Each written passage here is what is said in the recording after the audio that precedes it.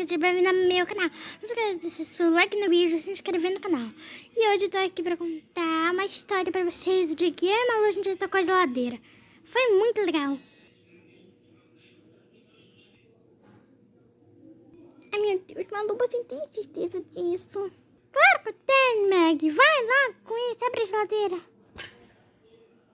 Ai meu Deus, eu caí, você viu? Vi. Tá, vamos abrir a geladeira aqui. Tá aqui, né? Peguei essas coisas. Tô levando até você.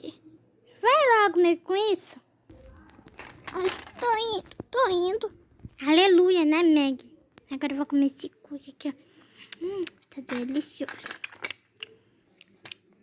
Tava gostoso. Meg, você não vem? Eu vou comer toda a sua comida. Ai, meu coquinho. Ai, tô quebrada. Tô indo. Ai. Vou comer essa pizza aqui. Agora você come esse negócio que eu não gosto. Não sei pra que eu peguei, família. É que essa pepino, eu odeio isso. Estamos satisfeitos. Verdade. Tá vendo esse barulho? Tô com uma sede, vou beber água.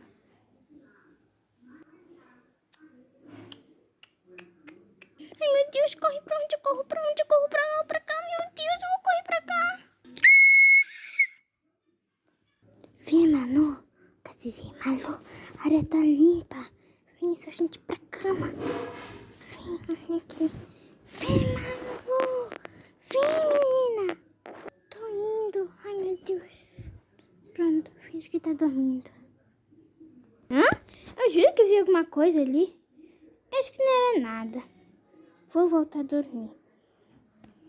E aí, pessoal, gostaram?